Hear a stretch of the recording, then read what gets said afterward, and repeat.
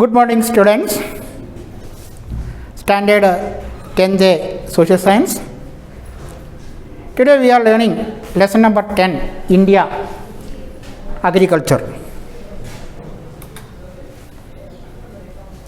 In this chapter, we are discussing three important aspects. Importance of agriculture in India. Second, what are the favorable conditions available in India for agriculture? Then third, why there is less agriculture productivity in our country. So let us start with the first point. We can find out answer for the first question. What is the importance of agriculture in India? Agriculture is the backbone of Indian economy. Why? Because agriculture provides job to 60% people of our country. As we are belonging to a developing country, agriculture is the main occupation of the most of the people of our country. So it provides job to 60% of our population. Most important thing is that it provides employment to 60% of the people. Second point is that it contributes 22% income to our GDP. You know, total income of our country, gross domestic product, come from all the three sectors. It is a must that we have to know the sectors of our economy, the structure of an economy. All the economy have these three structures: primary sector, secondary sector, and the tertiary sector. Agriculture comes in the primary sector. Agriculture and its related all activities are included in the primary sector. Cattle rearing, farming, poultry farming, likewise also fishing, mining, all are coming in primary sector. That all together we take as a primary, but here we are discussing about agriculture. The people maximum engaged in this sector only. Likewise also income generated from this primary sector in India is 22%. When we talk about other country, secondary sector, which are the one we call secondary sector, all the manufacturing unit, business, small scale, large scale, cottage industry, all are coming in secondary sector. As far as our country is concerned, secondary sector has not well developed. Then tertiary sector, service, transport, communication, banking, electricity, likewise education, health, tourism, all are coming in tertiary sector. As far as our country is concerned, other sectors have not been well developed. So our maximum income comes from where this agriculture sector. 22% of the national income comes from agriculture, remaining only coming from other sector. When we compare our country with the countries of developed one, contribution of this sector is more in our country. In other country, developed countries, contribution of secondary sector and tertiary sector are more, but in our country it has not well developed. Then third, we get 18% foreign exchange through export of agricultural product. You know, every country also export goods and also import goods. Most of the countries of the world, Western countries, developed countries, they export machinery, technology and all these things. That's the main source of income for them. That is the base of their economy also. As far as our country is concerned, we are not a technically advanced country. We are behind in many countries in this matter. Of course, India is marching towards good progress. We cannot say that we are the same way as we were in previous decades. So, we get 18% foreign exchange through export of agricultural product. We are able to export only agricultural product. Our cotton related material, cotton cloths, likewise jute, spices, all we export such a way it add 18% foreign exchange to our country. The most important point is that agriculture sector provide food to the rising population. You know, at present our population has reached around 130 crore. Which sector provide food to these people? Agriculture sector provide food to all these people. So this way agriculture's importance is that it provide 60% employment to people, 22% national income or gross domestic product. Likewise, we also get 18% foreign exchange through agriculture. Let us have a look at second point. What are the favorable conditions available in India for agriculture? India is blessed with a fertile soil. In our UP, Punjab, Gujarat and many places of the northern India, very fertile soil is there. That fertile soil is the base of our agriculture. Barren soil we can't cultivate, we can't get a good crop. So that is the reason in one of the patriotic song it is said, Mere Desik Dharti Sona Ugale Ugale. That is exactly correct. We have a fertile soil in our country. Second, hard working farmers. Our farmers are, of course, we call them illiterate people, but our farmers are hard working, and hard work is the base of any production. So we have hard working farmers. Likewise, we have enough water. Sindhu, Ganga, Brahmaputra, Saraswati, Kaveri, Tungabhadra, Krishna. We have so many rivers in our country. Of course, some of the rivers can't provide water. So we have enough water. Likewise, also rainy season also this year, like we are getting rain. Of course, there are some problem in some of the years. We have enough water for likewise favorable weather. You know, for the growth of the plant, for agriculture, money doesn't do anything. For proper weather should be available. You know, wheat, this climate is needed. That cold climate, winter season, we are cultivating that wheat. So this is possible in our area, northern part, but other part it is not possible. So proper weather. So we have favorable condition for our agriculture as hardworking farmers, fertile soil, enough water, and also weather is favorable for our cultivation. These are the main things that exist in our country. Also a question we can discuss. India is a country with a large area under cultivation, and 60% people of our country are engaged in agriculture, but agriculture production is little bit less when compared to other country.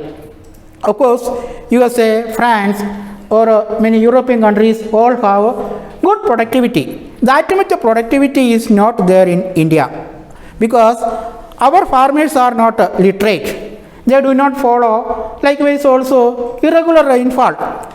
Agriculture is a gamble of monsoon. We have land. Some year it comes, some year it doesn't come.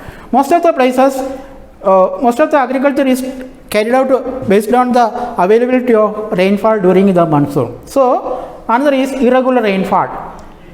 Likewise, inadequate facility of irrigation. Irrigation facilities are less in our country. So of course our land is spread over many places. Suitable land for cultivation is available in many places, but only 38% of the land is coming under irrigation. If we improve agriculture and irrigation facilities, we can also improve the output from agriculture. Third point is that more population. You know, land is got divided into piece, so that we cannot implement any modern method of cultivation in this matter. So that more population is also a matter for less productivity. Families, larger families. We have most of the cases we have larger families. Larger family is also a reason for less productivity. Likewise, small farms also. You know, our land gets fragmented into pieces. If we are making land into pieces because of the division of land, what will happen? We will not be able to cultivate it properly with the method of modern technology. Likewise, our farmers are not so literate. They don't know about modern methodology of cultivation, use of hybrid seeds, fertilizer. Likewise also, this all knowledge our people should have. Then only productivity will increase. Because of all these reasons, productivity is less in our country in agriculture sector comparing to other sector. Inadequate facility of irrigation, irregular rainfall, more population, large families, smaller farm. Farm should be bigger one. You know, population of USA, it may be between 35 to 40 crore. But area wise, we are 1/3 of that nation. Or America is 3 times bigger than India. Each one has more land, so that they are able to use all the modern technology, and they are able to apply everything, so that it is possible for everything. In India, it is not at all possible. So let us once more discuss. Irrigation facilities are less, rainfall is not regular, more population is there, families use of fertilizer, likewise illiteracy among the farmers.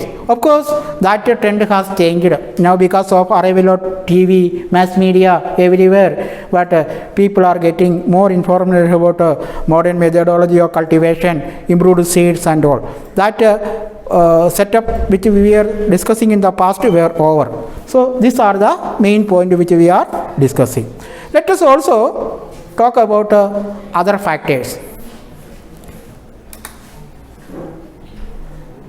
Different types of farming. In India, according to weather, according to specialty of soil, different regions have different method of cultivation. Cultivation method are of this: subsistence farming, dry farming, wet farming, plantation agriculture, shifting agriculture. Let us discuss one by one. Subsistence farming. Subsistence farming means farming is just done. They don't have any plan to produce more. Traditional way they cultivate. Farmers are living in the farm. They cultivate a farm, and with the traditional method they cultivate. Whatever they are getting, they take. They don't have any application of modern methodology. Likewise, if there is rainfall, only in that season they cultivate. So subsistence farming, maintaining family. Likewise also depend upon nature. Irrigation, fertilizer, modern tools, such things are not used in the farm. So farm production will be very less. Many places, most of the farmers are doing that. Second is dry farming. What's the meaning of dry farming? Every area doesn't get enough rainfall. That you know very well. Some region get more rainfall, some region are getting very less rainfall. So area in which rainfall is very less, such places dry farming is followed. Dry farming means some of the crop need only less water, no need of so much water. Such crop will be cultivated. Crop like jowar, likewise millet and pulses are cultivated in where dry farming. Then wet farming. By the word itself, wet farming, we can understand what's the importance of wet farming. Wet farming means some of the crop need more water. For example, sugarcane, cotton, paddy, etc. need more rainfall, more water. So some of the region, especially coastal area, other region, wherever rainfall is there, such a place, these crop are cultivated. But wet farming, product like sugarcane, cotton, paddy and wheat, etc. are cultivated. Wet farming. So water is needed, water is used in area in which more water is available. Such area wet farming is followed. Plantation agriculture. We are familiar with plantation agriculture. Rubber, tea, coffee, cocoa, mango, lemon, apple, coconut, these all are cultivated as a plantation. Plantation means a large area coming under one crop. And crop are not changed frequently. For example, rubber is cultivated. It will get 10 years, 8 to 10 years to get output, and it will be continued for next 20 years, 30 years. Tea plantation also you are familiar with. Once a tea plantation is there, it will continue for 100 years. Crop we are getting, output we are getting continuously. So such a way, mango tree we cannot cut and plant again for next year. Once it is cultivated for long time. Apple, coconut tree also. This all also take time to give a crop. So coconut, apple, mango, lemon, rubber, tea, coffee, etc. are cultivated and in this plantation crop. Another thing is that traditional method we cannot apply in this plantation field. Modern method are used to spray pesticides, to remove weeds. For everything, machines, equipments are all used.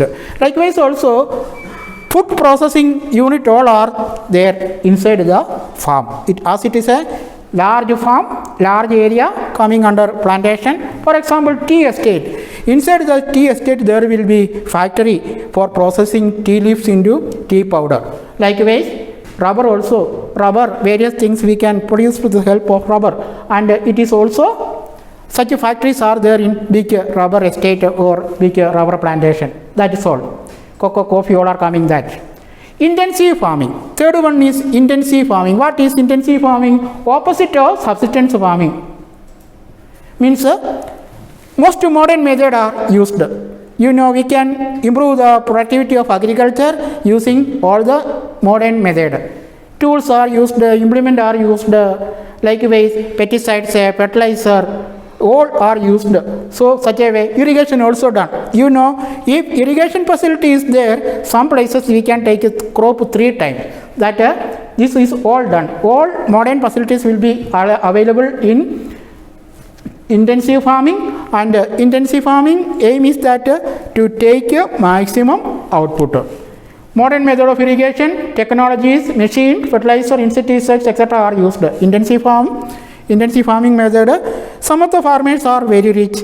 Only rich farmers can afford all this. Our poor farmers can't go for this because they are illiterate. They are not at all aware of modern farming method, and they don't have money also. Support is not from anyone. So they follow that subsistence farming. Opposite is intensive farming. Then shifting agriculture. The last section is what shifting agriculture. What is shifting? Changing.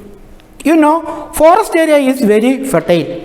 Tribal people, other people all cultivate such a area. First of all, they will clean the forest, cut the forest, burn it and clean it, and such area cultivation is done for 2-3 years. Afterwards, for 2-3 years, land is very fertile. Maximum output they will get from that land. So, when the people feel that fertility of the soil has gone, land become barren, then what they will do? They will shift it to another place. Another place will be cleaned, again cultivated. You know, when we talk about destruction of forest, this is also one reason, that shifting of agriculture or doom cultivation. You know, forest area is cut and cultivated 2-3 years or 5 years, then shifted to another area. When forest is continuously cut and removed, what will happen? Area under forest will become very less. So, these are the different methods of cultivation. For example, which are the main point? Subsistence farming, dry farming, wet farming, plantation agriculture, intensive farming, shifting agriculture. These are the different methods of farming that is carried out in India. We can have another topic for another day, and this topic come to an end. Thank you.